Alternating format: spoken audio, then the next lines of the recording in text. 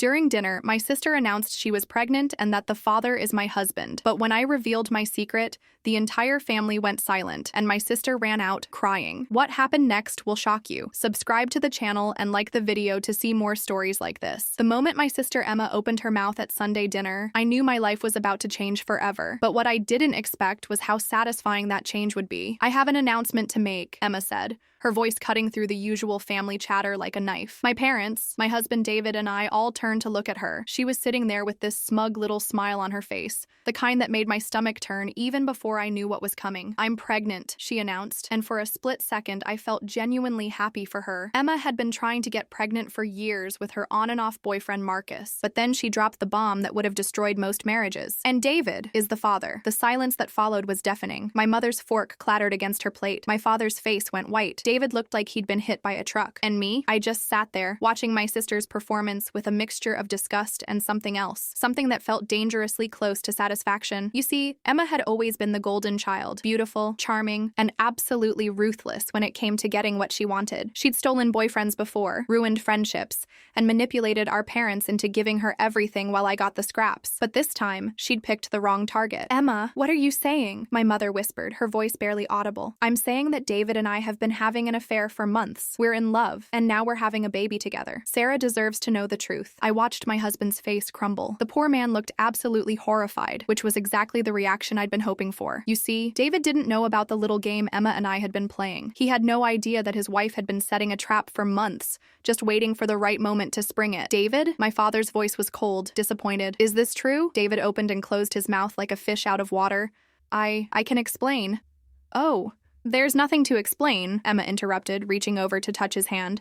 We couldn't help ourselves. The heart wants what it wants. That's when I started laughing. Not the bitter, angry laugh you'd expect from a betrayed wife. No, this was genuine amusement. The kind that bubbles up when you're watching a really good magic trick and you know exactly how it's done. Something funny about this, Sarah? Emma snapped, clearly annoyed that I wasn't playing my role as the devastated victim. Oh, Emma, I said, wiping tears of laughter from my eyes. You always were dramatic. But you're absolutely right about one thing. David is definitely the father of that baby. The confusion on everyone's faces was priceless. Even Emma looked uncertain now, like she was realizing that this wasn't going according to her script. But here's the thing, I continued, reaching for my purse. You seem to have forgotten a tiny little detail about your grand revelation. I pulled out my phone and opened the photo gallery, scrolling to the pictures I'd been saving for exactly this moment. My finger hovered over the screen as I looked around the table at my family's expectant faces. The detail you forgot, dear sister, is that David has been sterile for the past 3 years. The bomb dropped with all the force I'd been hoping for. Emma's face went from smug to confused to absolutely terrified in the span of about 2 seconds. That's impossible, she stammered.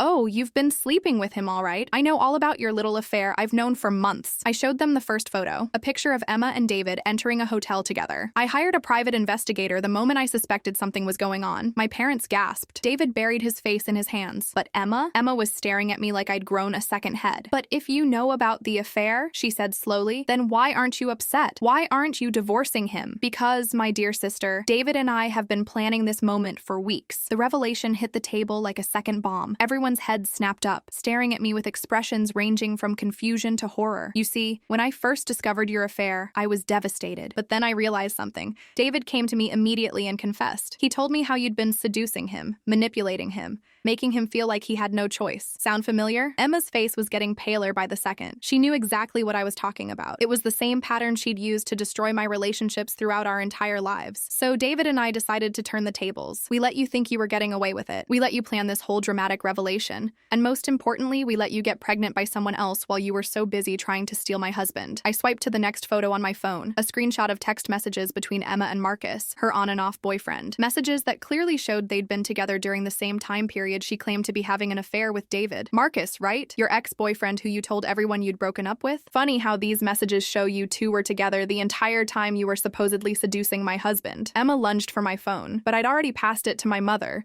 who was scrolling through the evidence with growing horror. There's more, I said casually, as if we were discussing the weather. Hotel receipts that don't match the times you claim to have been with David. Credit card statements showing Marcus was paying for your romantic getaways. Oh, and my personal favorite, the fertility specialist report showing that David's vasectomy was completely successful. The room was spinning around Emma now. She could see her entire plan crumbling, but she was still trying to salvage something from the wreckage. Even if Marcus is the father, David still cheated on you. He still wanted me. That's when David finally spoke up, his voice stronger than it had been all evening. Actually, Emma, I never touched you. Not once. The final piece of the puzzle clicked into place, and I could see the exact moment Emma realized she'd been completely and utterly outsmarted. Will Emma's desperate attempt to destroy my marriage backfire completely? What happens when the whole family discovers the real truth about her pregnancy? The revenge I'd been planning for months was just getting started. The look on Emma's face when David said he'd never touched her was worth every sleepless night I'd spent planning this moment. Her mouth opened and closed like she was trying to catch flies, and for the first time in my life, I saw my sister completely speechless. What do you mean you never touched her? My father demanded,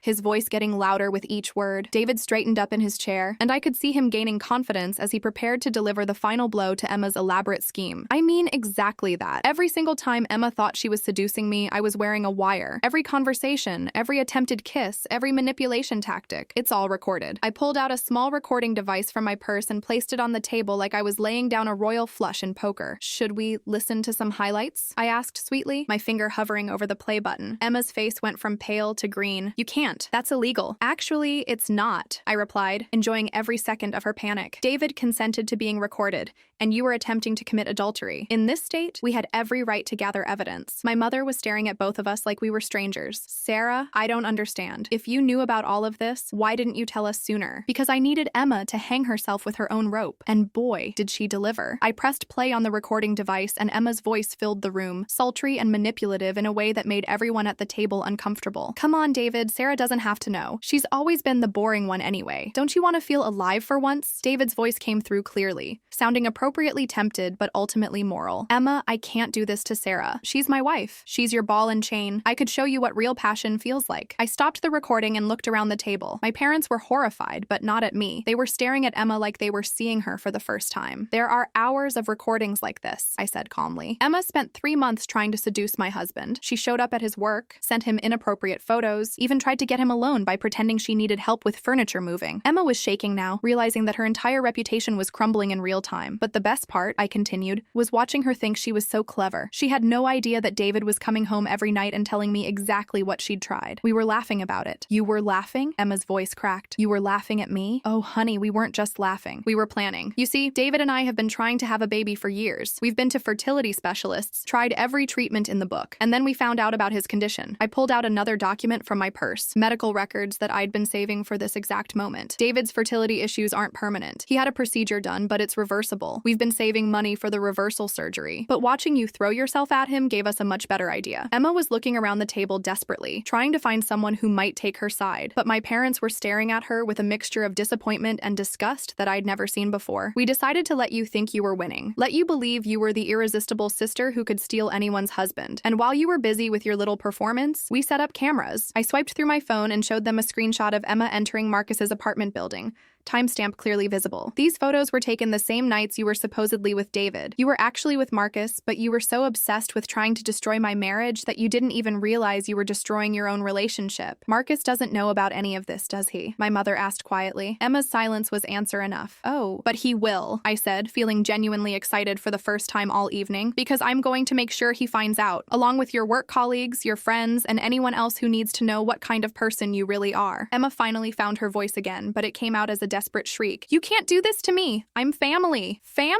I laughed, but this time there was no humor in it. You tried to destroy my marriage because you couldn't stand seeing me happy. You've spent our entire lives making sure I got the leftovers while you took everything good. And now, when you thought you'd found the ultimate way to hurt me, you walked right into the trap I've been setting for months. I stood up from the table, David beside me, and looked down at my sister with all the contempt I'd been holding back for years. The beautiful irony is that while you were so busy trying to steal my husband, you actually got pregnant by the one person who genuinely cared about you. And now Marcus is going to find out that you've been lying to him, cheating on him, and trying to pin his baby on another man. Emma's face crumpled, and for the first time since we were children, I saw her actually cry real tears, instead of the crocodile tears she usually used for manipulation. Sarah, please, she whispered. I'm sorry. I didn't mean for it to go this far. Oh, but you did. This was always the plan, wasn't it? Destroy my marriage, steal my husband, and leave me with nothing while you got everything you wanted. The only problem is you underestimated me. You thought I was still the same some weak little sister who would just take whatever scraps you left behind. I gathered up my phone, the recording device, and all the evidence I'd brought while my parents sat in stunned silence. But I'm not that person anymore, Emma. And tonight, you're going to find out exactly what happens when you mess with someone who's finally learned how to fight back. David and I headed toward the door, leaving Emma sobbing at the table and our parents trying to process everything they'd just learned. But as we reached the hallway, I turned back for one final revelation that would cement Emma's destruction. Oh, and Emma, there's one more thing you should know before we go. The final piece of my revenge was about to be revealed,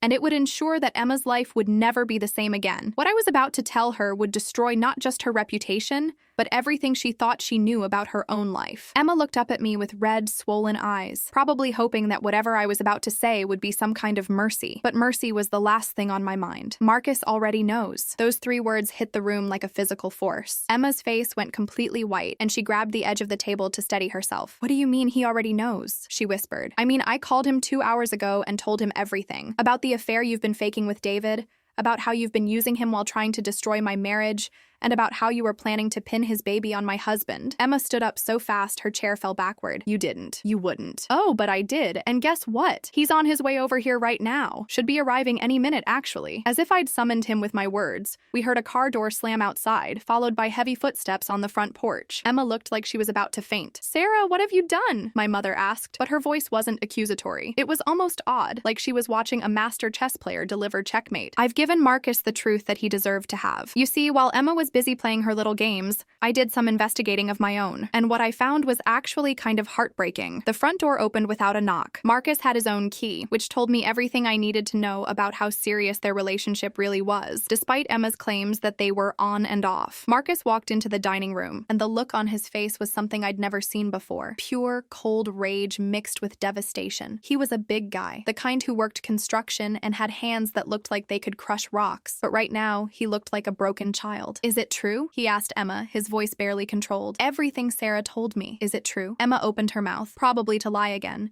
But I wasn't going to let her manipulate anyone else tonight. Marcus, I have proof of everything. Would you like to see the recordings? The photos? The timeline that shows Emma was with you every night she claimed to be seducing my husband? Emma spun around to face me, desperation making her voice shrill. Why are you doing this to me? What did I ever do to you? What did you ever do to me? I repeated, my voice getting dangerously quiet. Emma, you have spent our entire lives making sure I got nothing. Remember Tommy Morrison in high school? The first boy who ever liked me? You seduced him just to prove you could, then dumped him a week later. That was high school. Remember my college boyfriend Jake, the one I thought I was going to marry? You showed up at his dorm room in lingerie and told him I was cheating on him with his roommate. Emma's face was getting redder with each memory I brought up, but I wasn't finished. Remember when I got the promotion at my first job? You called my boss and told him I was stealing office supplies. I got fired and couldn't find work for 6 months. Marcus was listening to all of this with growing horror, clearly learning things about Emma that he'd never suspected. And now, I continued, my voice building to the crescendo I'd been working toward all evening. You thought you'd found the ultimate way to destroy me, take my husband,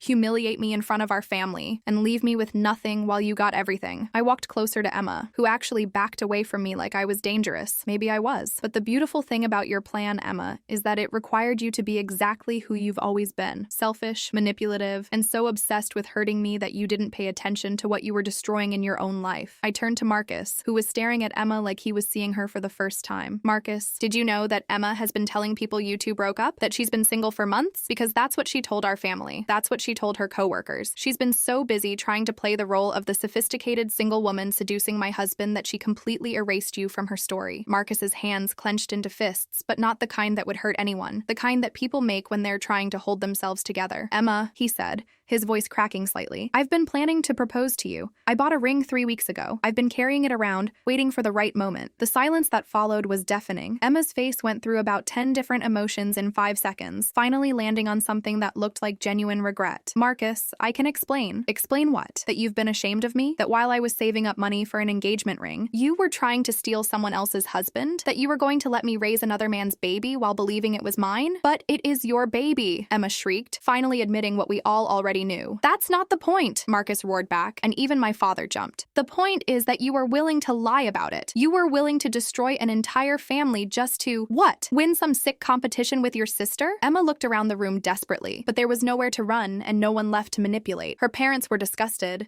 Her sister was victorious, her boyfriend was devastated, and her lies were all exposed. I didn't mean for it to go this far, she whispered, but it sounded hollow even to her. Yes, you did, I said calmly. This is exactly how far you meant for it to go. The only thing you didn't count on was getting caught. Marcus pulled the small velvet box out of his pocket and set it on the table in front of Emma. The sound it made was tiny, but in the silence of the room, it sounded like a gunshot. I was going to ask you to marry me tonight, he said quietly. After dinner with your family, I had this whole speech planned about how much I loved you, how I wanted to build a life with you, how excited I was about the baby. Emma reached for the box, but Marcus caught her hand. Don't, he said. You don't get to touch that. You don't get to pretend this means something to you when you've spent months trying to throw it all away. He looked at me then, and I saw something like respect in his eyes. Thank you, he said, for telling me the truth, for not letting me live a lie. And then he walked out, leaving the engagement ring on the table like evidence of Emma's ultimate destruction. Emma stared at the ring for a long moment, then looked up at me with pure hatred. I hope you're happy, she spat. Actually, I said, gathering my things and taking David's hand, I really am. But Emma's humiliation wasn't over yet. The next morning would bring consequences that would reach far beyond our family dinner, and the ripple effects of her exposed lies would destroy everything she'd worked to build. The revenge I'd planned was about to go public. I woke up the next morning feeling lighter than I had in years. David was already up making coffee, humming under his breath, something he hadn't done since Emma started her campaign of seduction months ago. Any regrets? He asked, handing me my favorite mug. Not a single one, I replied, and I meant it completely. My phone started buzzing almost immediately. First it was my mother, then my father,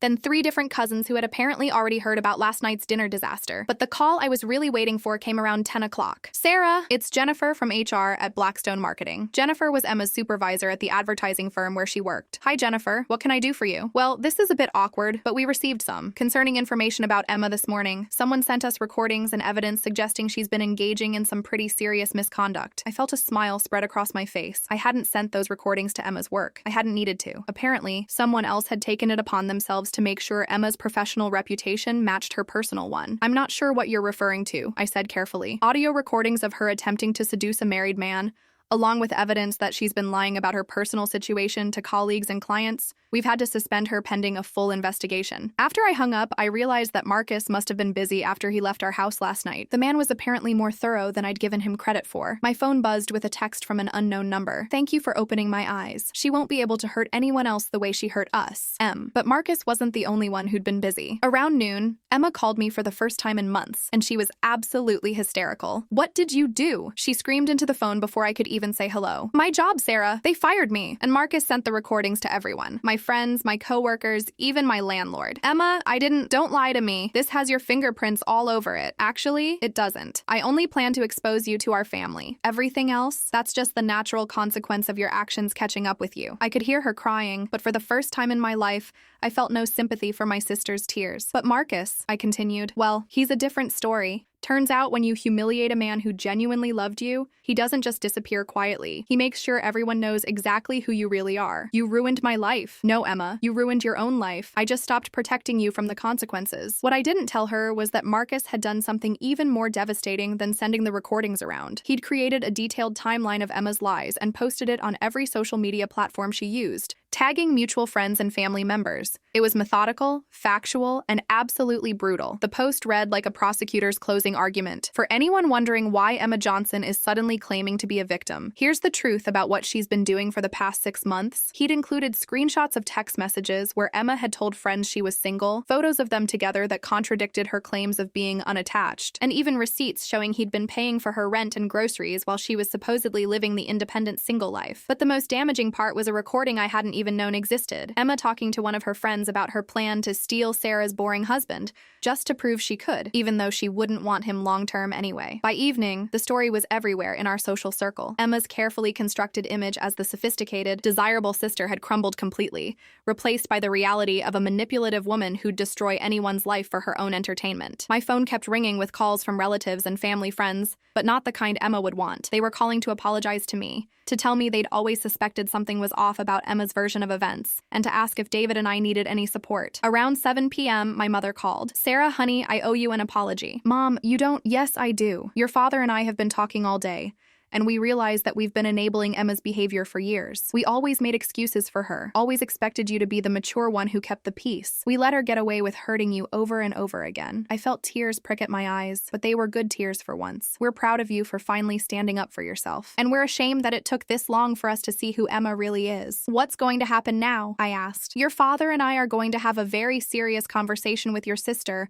about her behavior and her choices. But as for you and David, we want you to know that you have our complete support. You're the daughter who's always been there for us, always been honest with us, and we should have protected you better. After I hung up, David found me crying in the kitchen. Happy tears or sad tears? He asked, wrapping his arms around me. Happy tears. For the first time in my life, I feel like my parents actually see me. But the day wasn't over yet. Around 9 p.m., there was a knock at our door. I opened it to find Emma standing there, looking like she hadn't slept or eaten since the night before. I need to talk to you, she said quietly. I almost closed the door in her face, but something about her tone made me pause. She didn't sound angry or manipulative. She sounded broken. 5 minutes, I said, not inviting her in. Emma stood on my porch, looking smaller than I'd ever seen her, and said something I never thought I'd hear from her lips. You were right about everything, and I'm sorry. I waited for the but that always followed Emma's apologies, but it didn't come. I've spent my whole life thinking that if I could just prove I was better than you, more desirable than you, more successful than you, then I'd finally feel good enough. But you were never my competition, Sarah. You were just trying to live your life, and I kept attacking you for it. She looked up at me with red, swollen eyes that held something I'd never seen before. Genuine remorse. I lost everything today. My job, my relationship, my friends, probably my relationship with mom and dad. And the worst part is, I did it all to myself, trying to hurt you for no reason except my own insecurity. I stood there looking at my sister, really looking at her, and for the first time saw past the manipulation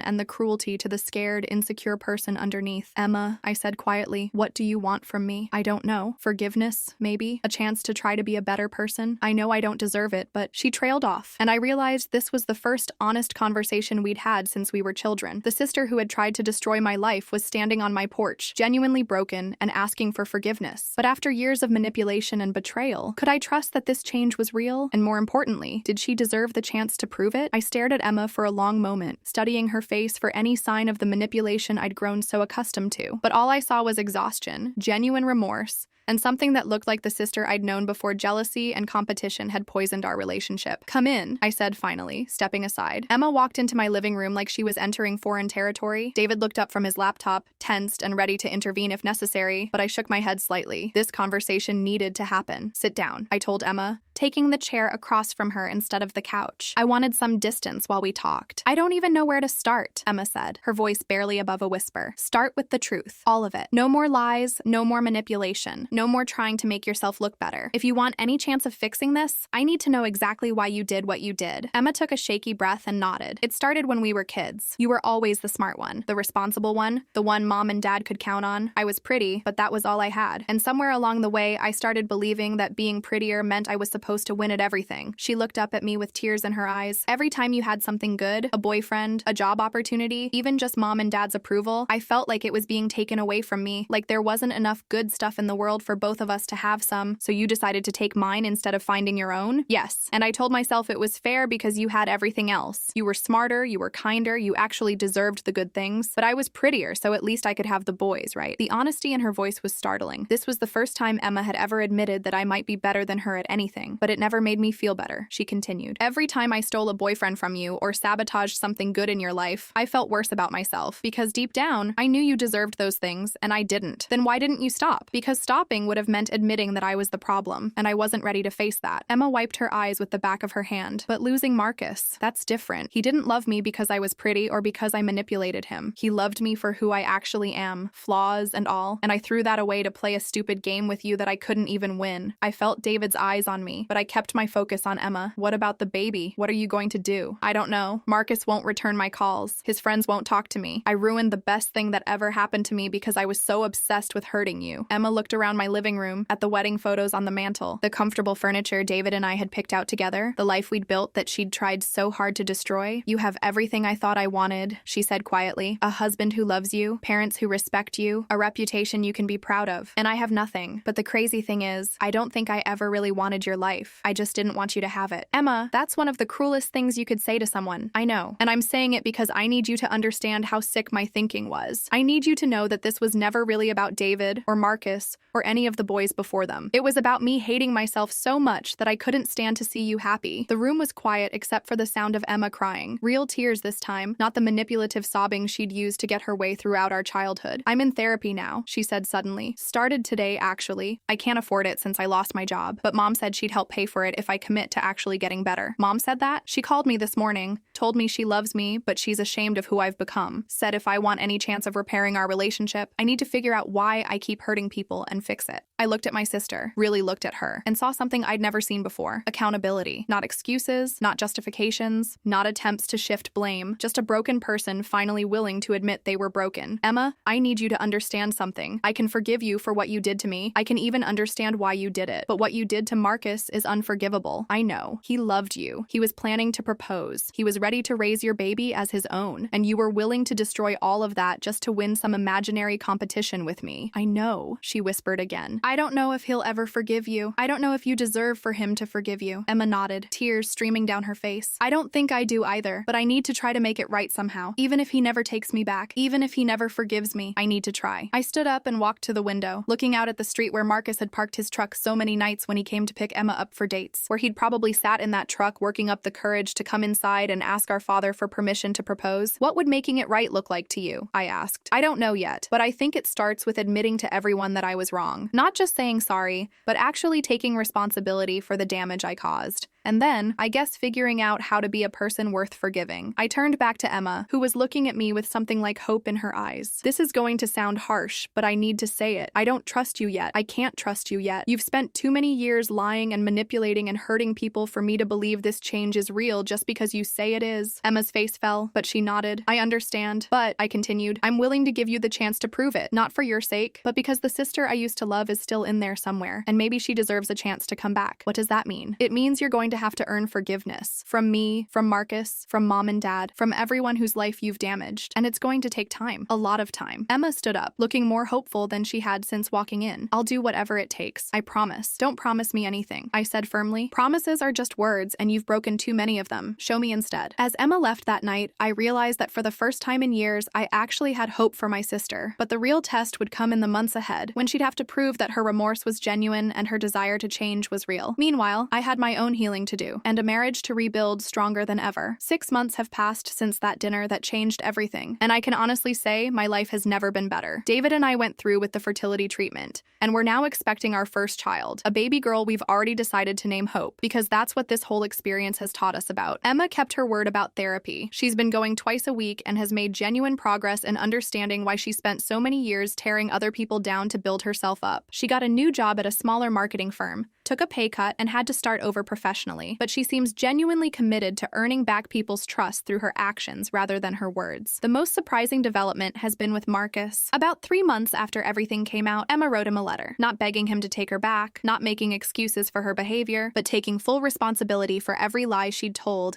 and every way she'd betrayed him. She included divorce papers for their common-law relationship, signed over her half of everything they'd purchased together, and told him she understood if he never wanted to see her again. Marcus showed up at my door with that letter, asking if I thought Emma's change was genuine. I told him honestly that I didn't know yet, but that she was certainly putting in the work to become a better person. He'd been carrying around that engagement ring for months, torn between his love for the woman he'd thought Emma was, and his anger at the woman she'd actually been. The thing is, he told me, I still love her. Even after everything she did, even knowing who she really is, I still love her, but I don't know if I can trust her again. I advised him to take it slow, to let Emma prove herself over time if he was willing to give her that chance. 3 months later, they started talking again. Not dating, not living together, just talking, working through the damage she'd caused and figuring out if there was anything left to salvage. As for Emma's pregnancy, she's raising the baby as a single mother for now. She named him James Marcus Thompson, giving him Marcus's middle name even though they weren't together when he was born. Marcus has been involved in the baby's life, not as a father exactly, but as someone who genuinely cares about both Emma and James's well-being. My parents have been incredible throughout all of this. They've supported Emma's efforts to change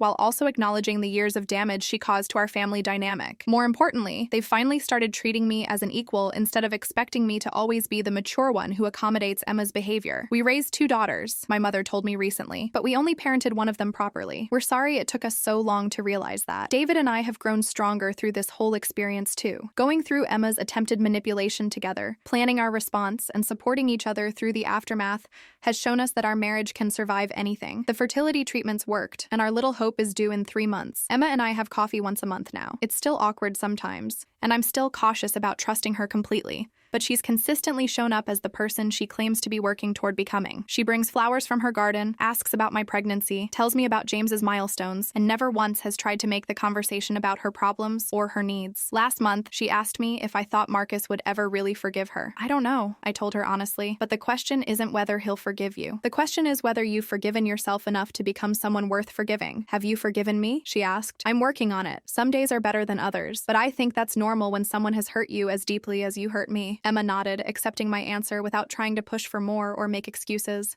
I know I can't undo the damage I caused, she said, but I'm grateful you're giving me the chance to try to do better going forward. The most healing moment came 2 weeks ago at my baby shower. Emma showed up with a gift she'd made herself, a quilt with little handprints from baby James sewn into the pattern along with embroidered messages about cousins and family and love. It was the first thing she'd ever given me that felt like it came from genuine love rather than obligation or manipulation. I want Hope to grow up knowing she has a cousin who loves her, Emma said as I opened the gift. And I want her to grow up in a family where the women support each other instead of tearing each other down. I cried when she said that, because it felt like the sister I'd lost as a child was finally coming home. Marcus was at the baby shower too. He and David have actually become friends through this whole ordeal. He brought Emma and stayed for the whole party, not as her boyfriend, but as someone who was genuinely happy for our growing family. Watching him play with James while Emma helped me organize gifts, I could see them both working towards something that might not be the relationship they had before, but could be something healthier and more honest. As I write this, I'm sitting in the nursery David and I painted last weekend, feeling our baby girl kick and thinking about the family she'll be born into. A family that's been through hell but came out stronger. A family where the truth finally matters more than keeping the peace. A family where redemption is possible, but only through genuine change and hard work. Emma still has a long way to go. Trust, once broken as completely as she broke it, takes years to rebuild. But she's doing the work, day by day, choice by choice, proving that people really can change if they're willing to face who they've been and commit to becoming someone better. I look back at that dinner 6 months ago, the dinner where Emma thought she was going to destroy my life, and I realize it was actually the night that saved both of us. She finally faced consequences for her actions, and I finally learned that I didn't have to accept being treated badly just because we were family. Sometimes the worst betrayal leads to the best liberation. Sometimes you have to lose everything to find out what actually matters. And sometimes, the sister who tries to ruin your life ends up giving you the greatest gift of all, the courage to finally stand up for yourself and demand the respect you deserve. What do you think about Emma's journey toward redemption? Do you believe people can really change after years of manipulative behavior? Share your thoughts in the comments below. I'd love to hear if you've ever had to rebuild a relationship after betrayal. If this story resonated with you, please don't forget to like this video and subscribe to our channel. Thank you so much for listening to my story and for all your support. It means more than you know.